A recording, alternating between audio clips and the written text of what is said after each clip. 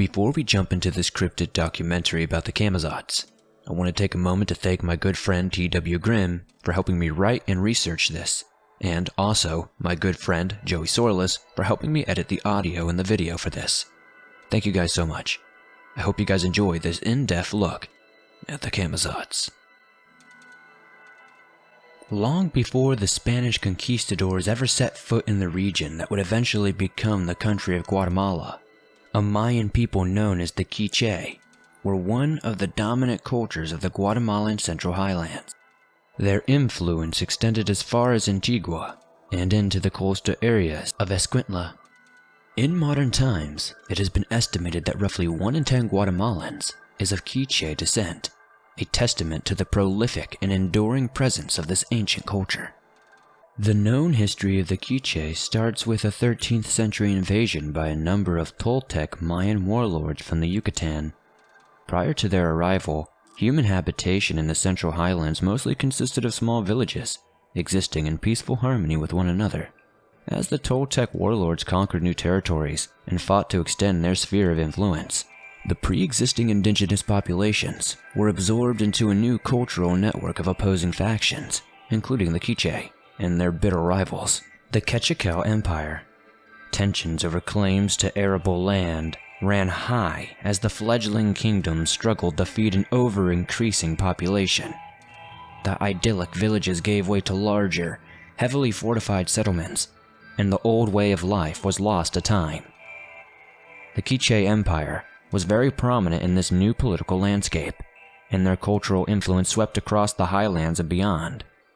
The Mesoamerican gods of the marauding Toltec armies were incorporated into the religious beliefs of the Quiche, who proceeded to spread this hybrid of cultural lore far and wide. A defining narrative chronicling the story of the Quiche people was penned by a Mayan author in a document known as the Popol Vuh, or the Book of the People, written in the Quiche language between 1554 and 1558. The Popol Vuh tells the story of their creation, the exploits of the protagonists known as Mayan hero twins, and general history of the Quiche people. The Book of the People mentions a bat god called Camazotz, whose name literally translates to Death Bat. Camazotz is a horrifying entity that can best be described as a humanoid, leaf-nosed bat from hell. He is often depicted with a dagger in one hand and a human heart in the other. It has been speculated Camazotz is the Quiche version of the older bat god that was worshipped by the Zapotec death cult. The Zapotecs dwelled mostly in the southern Mexican state Oaxaca, where they likely witnessed hordes of bats flying out of the sacred cenotes at dusk. The Zapotecs associated bats with darkness, death, and sacrifice. Camazotz plays a pivotal role in the Popol Vuh. It is depicted as a multitude of bat-like monstrosities who inhabit the underworld. During their adventure in the underworld, the Mayan hero twins are forced to spend the night inside the House of Bats, where they sleep inside them, blowguns for protection against the bloodthirsty Camazotz inhabitants. The bats fall silent to trick the twins into believing the sun had finally risen, thus ending their night of terror. But when one of the heroic brothers pokes his head outside to confirm that all is well, he is promptly decapitated by one of the lurking bat creatures. The Camazotz carried away the severed head to the ball court of the gods, where it was used as a ball during their next match of a brutal sport known as the Mesoamerican ball game. Camazotz appears again in Part 3, Chapter 5 of the Popol Vuh, this time as a humanoid with a head like a bat.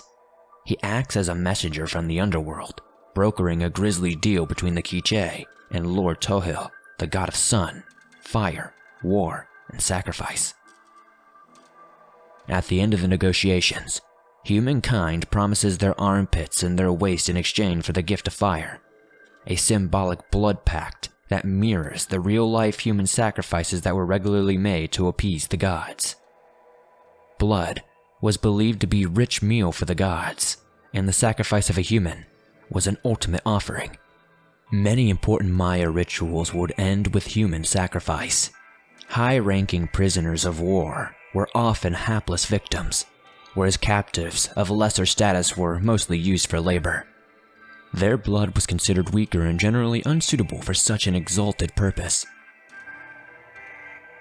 Like many legendary creatures, Camazotz was likely inspired by something that actually existed in the real world at some point. In this case, the culprit may have been Desmodus draculae, the largest species of vampire bat to ever exist. They were up to 30% larger than the modern-day Desmodus specimens. With a wingspan of 20 inches or more, these bloodthirsty critters inhabited large areas of South America, the Caribbean, and Mexico. First emerging back in the Pleistocene epoch, and very possibly surviving all the way up until the 16th century, upon their discovery, these hulking specimens were added to the Desmodus genus of blood-drinking bats and Christian Draculae, in honor of Count Dracula, the greatest human vampire. Not only was this species both the largest vampire bat and geographically linked to the Camazotz legends, but their facial features were very similar to carvings and other depictions of the legendary bat god. It wouldn't be much of a stretch to the imagination that the ancient Proto-Mayan people would mistake these enormous, blood-drinking bats for literal demons from the underworld. The end of the mighty Quiche Empire, and by extension, Camazotz and all the rest of their gods, loomed darkly on the horizon with the arrival of the Spanish conquistador, Hernan Cortez. His men captured the Aztec capital of Tenochtitlan and began looking to expand their reign beyond the city walls. 2 years later, Cortez employed the services of Pedro de Alvarado to embark on a fact-finding mission in Guatemala. He brought 120 horsemen, 300 soldiers, and 200 Mexican warriors along with him. Alvarado was a notoriously sadistic man who had helped massacre the Aztecs a few years earlier. As he made his way towards the highlands, he met the Quiche in battle near the present-day city of Quetzaltenango. As news of the approaching Spanish war machine spread across the land, the Quiche tried to form alliances with neighboring tribes, but they were unsuccessful in this venture. They were doomed to face the ruthless Spanish forces on their own. Alvarado claimed his troops clashed with 30,000 Quiche warriors on the battlefield.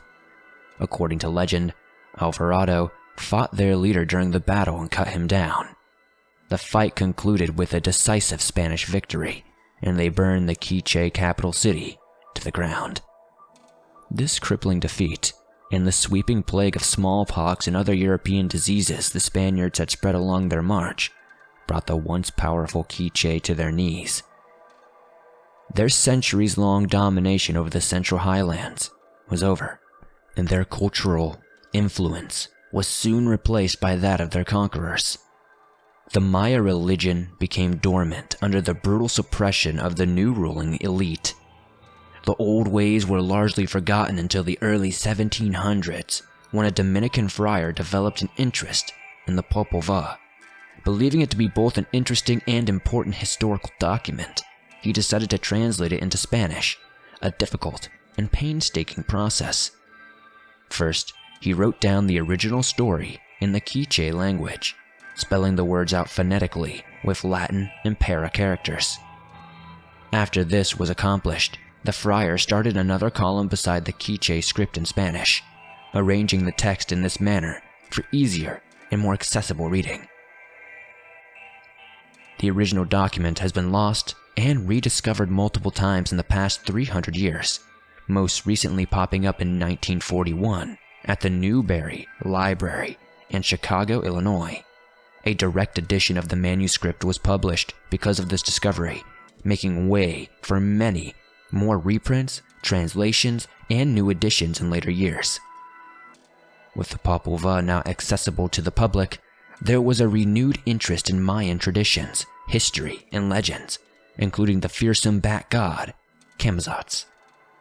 The fang-toothed deity has captured the attention of modern-day creative minds, recently being incorporated as one of the giant monsters in the King Kong-inspired line of movies and graphic novels known as the Monsterverse.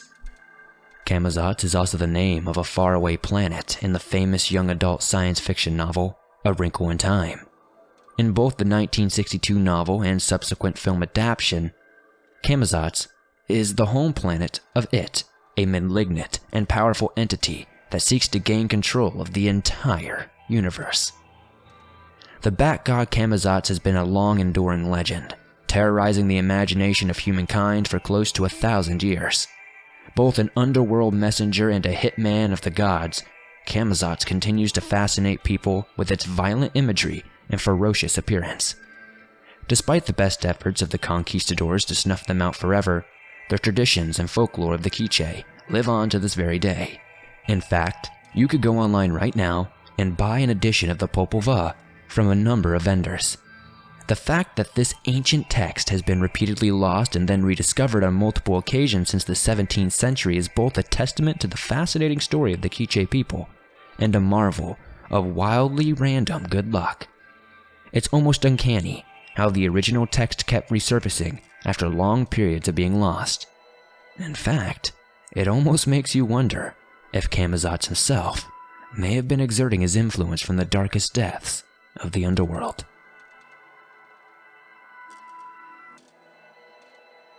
Thanks for watching this in-depth and fun documentary on the Camazotz, the Death Bat. I hope you guys enjoyed this, and if you did, please hit that like button as it helps me out a ton. The more likes this video gets, the more YouTube promotes it to fresh new eyes, and I'd love for new people to learn about the Camazotz. I do apologize for butchering the language. I did my best, and hopefully it was good for you guys, and hopefully you guys learned something new today. If you have a cryptid that you would like me to do an in-depth look at in the future, be sure to comment it down below. I'd love to see what cryptids you guys would like to see me talk about. If you're interested in seeing more documentaries similar to this one, check out my official cryptid documentary playlist. I've covered all kinds of cool cryptids that you may not have heard of before. If you're new to the swamp, why not join us? Hit that subscribe button and turn on notifications to never miss a new video, as I upload them nearly every single day, and all things natural and supernatural. If you have a scary story that you would like to share in a future video, whether it be an encounter with a cryptid or something different, send it in at swampdweller.net. I'd love to share it on my podcast in the future. If you guys are on the go and don't have YouTube Premium, but would still like to listen to your favorite Swamp Dweller scary stories wherever you go, you can download them absolutely free from iTunes, Spotify, Stitcher Radio, and just about everywhere else you find your favorite podcast online. If you would like to support the swamp outside of hitting that like button, subscribing, and giving us a 5-star rating on iTunes, maybe check out the merch store. I've got t-shirts, hoodies, and more, and I'd love to see you guys wearing some cool swamp threads. Join me on Facebook, Instagram, and Twitter, and I'll see you guys soon with another creepy video.